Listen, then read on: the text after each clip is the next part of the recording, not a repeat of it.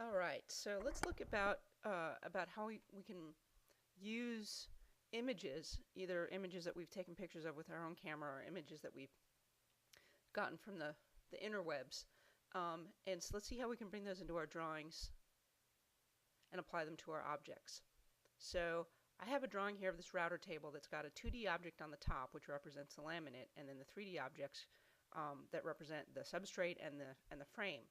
And I want to use this little JPEG for the wood frame, and I want to use this boomerang pattern for the laminate. So I have to do two different things. Bring them into the file in two different ways because I need to bring this one in as an image, and I need to bring this one in so that I can use it as a texture. And to do that, I have to bring it in as an image prop. They're both pretty easy to do, but we'll go through how to do both of those. So here I am back at my drawing. And the first thing I want to do is bring in that boomerang pattern so that I can drop it onto my laminate. So I've gone through this in another screencast, but I thought I'd do it again. We create a new resource, and I choose image. I'll import an image file, click OK, and I've got my images just sitting on my desktop, but I could go find them anywhere on my computer. And I'll choose Open. I'll bring it in as a JPEG, that's fine. And notice it's added to my resource browser under Images. So the resource browser immediately adds another section and files it for me. It's also available to me in the Attributes palette under Images.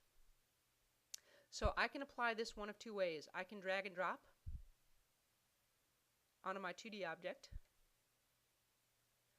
or I can select my object, choose Image from the Attributes palette, and then choose the image that I want. Once it's on my 2D object, I'll have it selected.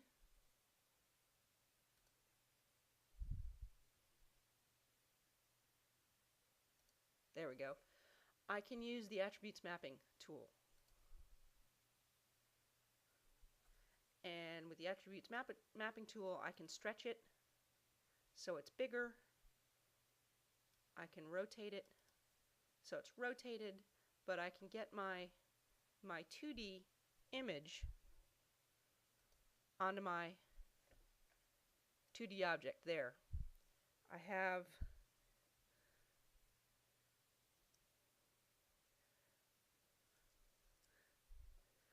my image. I've got my boomerang, so if this was my diner counter, the boomerang would subliminally tell you to come back often. That's what the boomerang there is supposed to imply. You're supposed to come back to the diner. At least that's what somebody told me once. I don't know if there's any truth to that. So there I have an image. It's available to me in the resource browser or in the Attributes palette. That's pretty easy. It's pretty easy to manipulate. Let's bring the texture in, that image file, and create it a texture. So we have to use a different method here. It's called creating an image prop.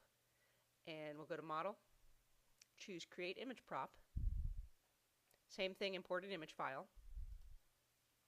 And this time I'll choose this image. I could bring the coral in also as a texture and use it on 3D objects if I want to. But I'm going to choose a different one. I'm going to choose this grain pattern. Choose Open. Now, this is fussier. I can bring in the texture at a certain size. I'm gonna wait on this and just bring it in with the defaults and then go back and edit it if I need to. I can give it a name. Let me call this router wood texture. If you knew what kind of wood this was, if this were zebra wood or wenge or something, you could name it what you'd like to call it, and I choose OK. And notice it gets added to my resource browser. It's now a texture. So I can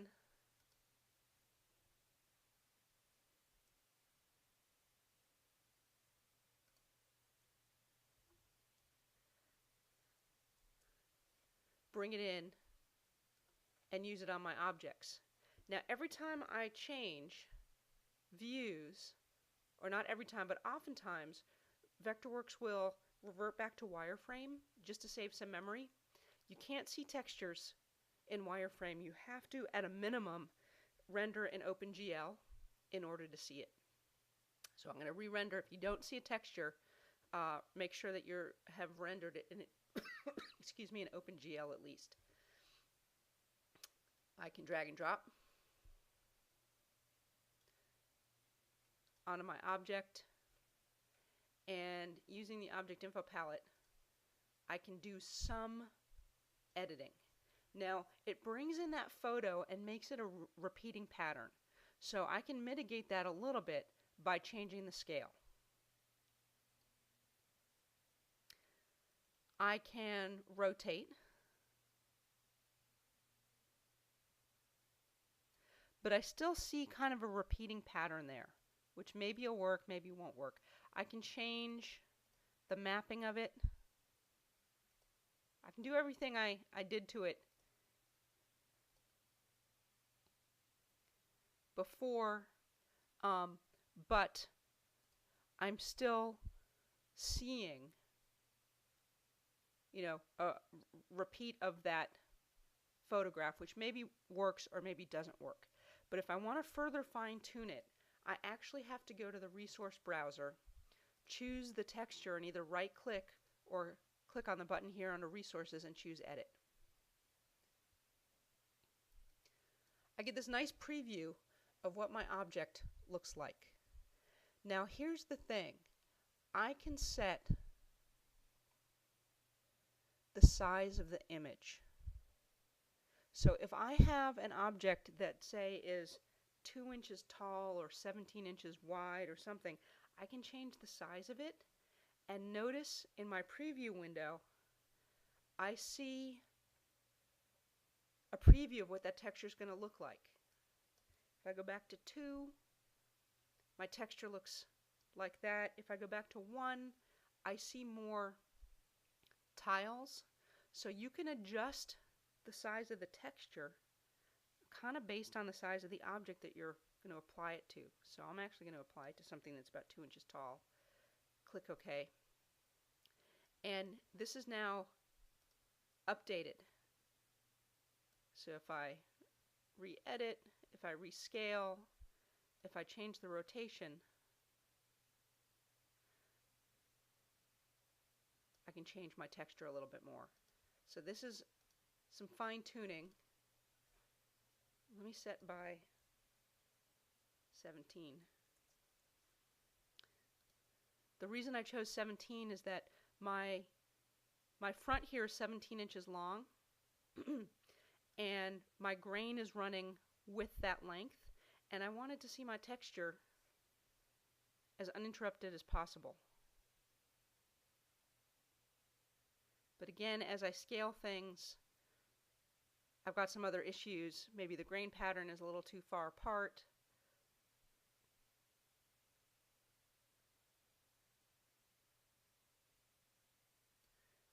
I can choose to repeat horizontally or not, but that ends up with some bald spots.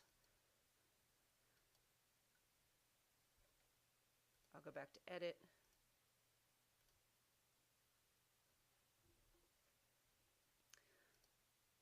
You can preview to see what it's going to look like on different types of objects. Maybe my object here is 17 inches. See if that changes matters.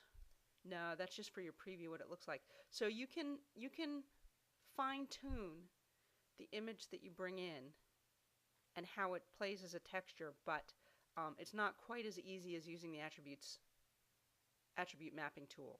You definitely have to fuss around with textures a little bit more.